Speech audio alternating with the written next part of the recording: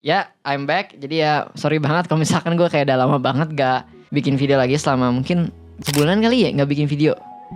And sorry banget karena meskipun gue udah lulus sekolah ya, gue udah lulus sekolah 2 bulan lah. Gue udah lulus sekolah 2 bulan, tapi sebulan itu gue kayak ada sesuatu guys. Jadi gue ada suatu masalah gitu ada untuk mental gue. Jadi gue ngedit ataupun nulis skrip nggak mood. Jadi sampai sekarang udah mood lagi gue. Ya jadi ini video baru. Jadi ya kayak yang kita tahu lah ya, film Indonesia kan itu didominasi oleh film-film horor ya. Semenjak Pengabdi Setan itu film Indonesia itu rata-rata horor semua keluarnya. Kita lihat banget setiap bulan tuh pasti ada film horor yang rilis di bioskop gitu lah ya. Filmnya horor-horor yang jelek, cuman yang ngambil duit kalian gitulah. Dan gue tuh sering melihat keresahan-keresahan orang di komen-komennya, kadang di trailer-trailernya kayak Indonesia bikin film horor mulu, coba dong bikin film genre lain. Ah, film Indonesia jelek terus, kapan sih Indonesia bikin film bagus? Semua orang-orang itu yang ngomong kayak gitu. Kalian semua hipokrit. Banyak yang komen kayak gitu, atau nggak banyak yang berpendapat kayak gitu. Tapi hasilnya kalau yang ada film bagus yang tayang di bioskop, mereka nggak peduli anjing. Ya di video kali ini gue bakal kayak marah-marah gitu. Kenapa menurut gue penonton film Indonesia tuh hipokrit semua. This is culturally inappropriate.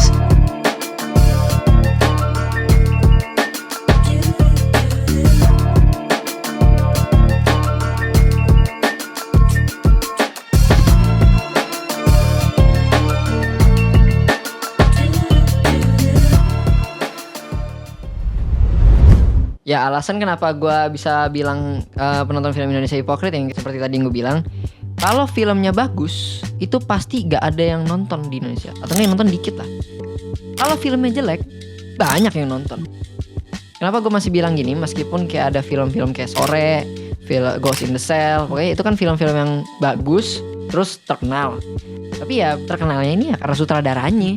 Coba kalau yang buat bukan Joko Anwar yang film Ghost in the Shell, emang laku? Agak bakal. Yakin gue. Kenapa film Sore itu bisa terkenal? Karena FOMO di TikTok. Viral di TikTok terus orang pada FOMO. Jadinya laku yang nonton, makanya 3 juta kan. Kalau film jelek, Petaka Gunung Gede, yang nonton 3 juta. Hah? Sih. Ada lagi contoh, filmnya Yandi Laurens deh, 1 Kakak 7 Ponakan. Kan nonton berapa ya? 1 juta doang. Kalah sama Petaka Gunung Gede. Gak masuk akal anjing. Ya tadi yang gue bilang film Samsarada, itu film menurut gue itu film bagus banget anjing. Menurut gue itu salah satu masterpiece-nya Indonesia gitu. Oke, gue salut banget sama Bang Garin Nugroho ya untuk membuat film yang eksperimental itu. Kapan lagi gue nonton film Indonesia modern tuh hitam putih, silent film, terus diiringin sama lagunya juga gila banget anjing. Gue suka banget sama lagu-lagunya.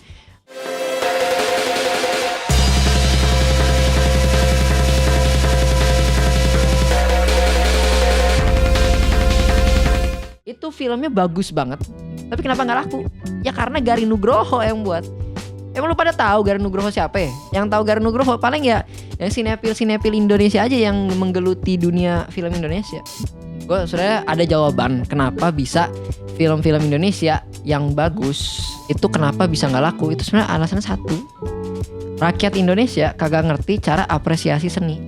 Kenapa hal itu penting? Karena kalau kita bisa mengapresiasi sebuah seni, mau seni seaneh apapun, kita bisa mengapresiasi itu. Kita bisa menerima itulah. Kayak ini deh contoh, lu di selama sekolah, lu pelajaran seni budaya, belajar seni-seni gitu, yang lu diajarin apa ya? Ikutin instruksi, terus rapih, dan gak pernah diajarin untuk kreasi sebebas lu gitu. Kayak nih contoh, lu kalau belajar gambar gitu kan, pas SD gitu kan, oh ya anak-anak gambarnya yang harus yang rapi ya gitu. Pokoknya pasti gak ada sama sekali pelajaran yang dimana lu dikasih kayak satu tugas yang dimana kalian bebas kreasi, kalian mau luapin apa. Kita gak pernah diajarin gimana cara kita menuangkan perasaan atau emosi kita ke dalam seni. Jadinya seni yang diajarin di sekolah itu cuman realis atau enggak yang gambar-gambarnya yang realistik gitu-gitu, pokoknya yang simple. Gak pernah diajarin seni-seni yang abstrak dan gimana cara kita meluapkan perasaan kita atau enggak ke dalam sebuah seni. Jadi kayak makanya seni abstrak di Indonesia itu aneh. Kayak kita tuh selama ini di sekolah tuh diajarinnya soal kerapihan, instruksi. Ibu gambar kayak gini kalian ikutin ya. What the fuck man? Seni itu bebas bro. Seni itu tidak mengikuti instruksi. Ya kalau misalkan diajarin tentang basic realis, basic ngegambar gak apa-apa lah. Tapi kalau semua pelajaran seni dari SD sampai SMA cuma ngikutin instruksi guru doang, ya itu mah bukan belajar seni anjing. Itu lo belajar jadi kacung aja nurut-nurut. Kayak nggak pernah ada satu momen dimana kita dikasih kebebasan gitu. Nggak pernah ada itu. Padahal kan seni itu abstrak, nggak ada batasan sama sekali dalam berseni gitu. Apapun di dunia ini itu bisa jadi seni. Ini juga anjing. Terakhir gue lihat ada foto, kalau kalian pernah lihat foto yang punggung sapi. Itu kan gue ngeliat fotonya itu kayak anjing keren banget, kayak dia kayak menggambarkan gunung-gunung gitu, gambar kayak apa desert Sahara gitu, tapi pakai punggung sapi, terus kayak keren gitu, terus kayak tapi ada yang komen gue lihat, ya elah foto gini punggung sapi doang menang. Anjing lu bangsa. Itu lah guys, makanya gue ngerasa kenapa seni di Indonesia itu gak bisa, susah diapresiasi ya karena orang-orangnya kagak ngerti cara apresiasi seni bos. Makanya kenapa ya kita bisa lihat di Indonesia orang kalau menjadi seniman itu pasti dikatain gak ada masa depan.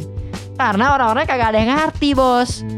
Semua orang pengennya ya dia tahu-tahu aja. Kalau yang aneh dikit gak mau dia. Kalau ada orang yang suka seni aja di Indonesia itu aja udah aneh. Sumpah, jujur. Nih dari berapa ratus juta orang di Indonesia yang jadi seniman berapa?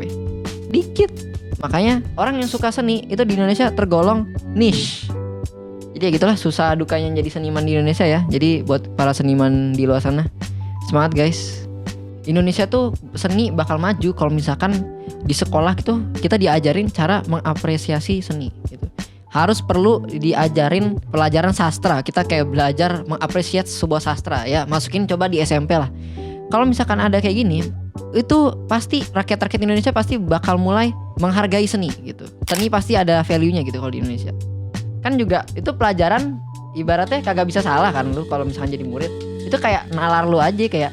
Makanya kata gue, kenapa pemerintah Indonesia gak ada pelajaran kayak mengapresiasi sastra nih, kayak pelajaran gimana kita memahami sebuah seni gitu.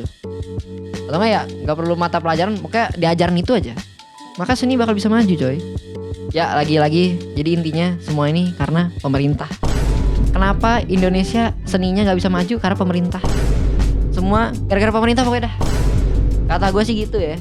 Pemerintah tuh gak pernah ada ide mau ngebantu membangkitkan dunia seni gitu. Terus nih sama yang terakhir ya, ini gue mau ngata-ngatain lu semua yang gak suka sama film horor Indonesia. Kalau misalkan semua film Indonesia horor semua, emang banyak yang produksinya film horor, ya emang ngapain?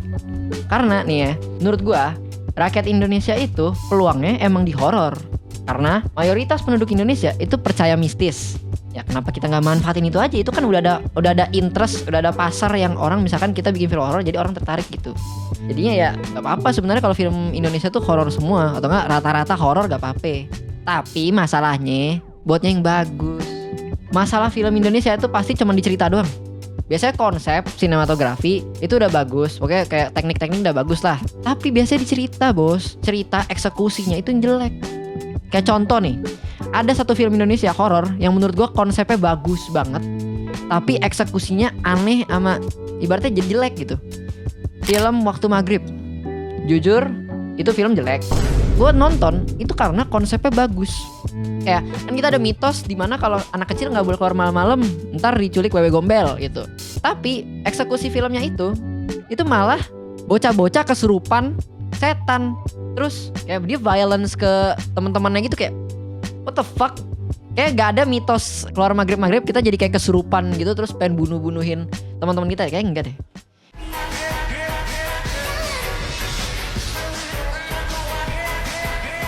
Kata gua, kenapa eksekusinya itu enggak menjadi filmnya kayak misteri horor. Jadi kayak It. Nah, kayak film It tuh bisa juga. Banyak kasus anak yang hilang gitu. Jadi dibikin kayak gitu kan bisa ya.